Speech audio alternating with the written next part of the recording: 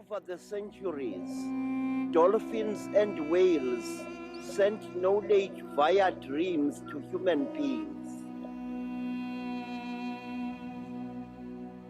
The whales told us all about God. The dolphins told us all about wisdom and art and other forms of positive creativity. They have a kingdom under the sea. They have stories that they tell to their children. And they have hopes for the future. If we human beings could get rid of hatred, if we could get rid of war, if we could get rid of disease, if we could get rid of selfishness, the great gathering of the star worlds would once more receive us with open arms to take once more our rightful place in the great kingdom of the worlds. We must at all times respect the earth upon which we live. Our earth, the earth in which we live, was artificially created in order to breed and to sustain life which would then spread to other worlds amongst stars beyond number. Brothers and sisters, you must understand who you really are. You must understand how great you are. You must understand how great you once were. And you must know that a living thing that does not spread out to the stars sooner or later dies out. And that if you do not follow us into the dark spaces above, you shall exterminate your earth and eventually shall exterminate yourselves. And the earth, which is a womb world, a breeder of life, will be once more empty of living things.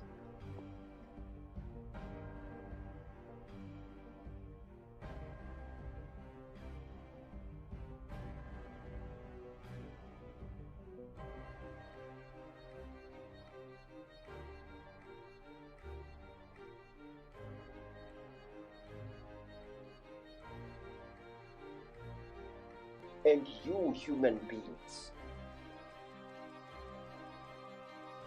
by this gesture, do we promise this, that if you get rid of war amongst yourselves, if you get rid of arrogance and quarrelsomeness, if you banish disease and bid farewell to hunger and poverty, then we, the normal, shall return, and we, the normal, shall take you by the hand and lead you, human beings, to the throne of the stars.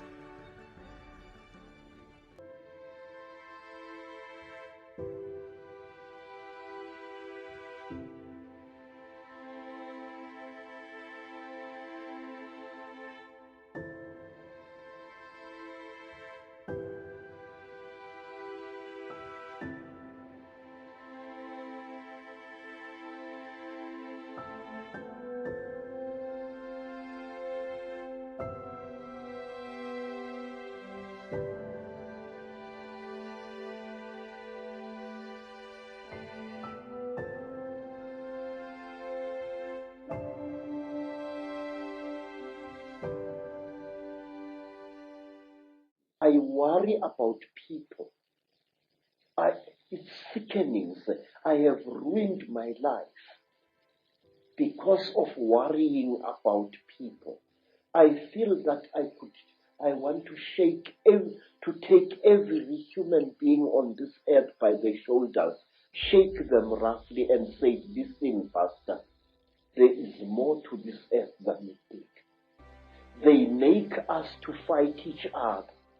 And when the whole land is drowning in death and fear and terror, when hundreds and hundreds of people are angry and afraid, the cheetah will get fat because they eat that what we call the dark power, which is brought about when human beings destroy the planet on which they live.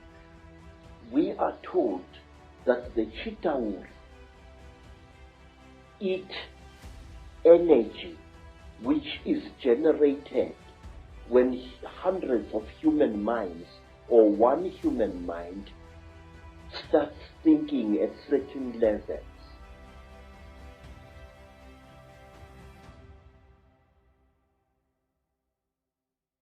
That we human beings have got a blind spot in our brains, and this is what the cheetah and other alien nasty boys are exploiting.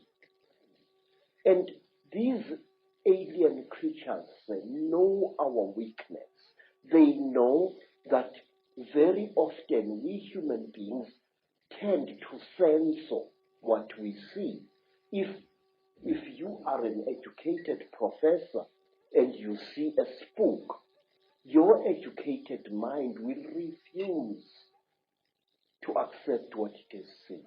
You will reject it and throw it to the back burner of your brain, and it will stay there.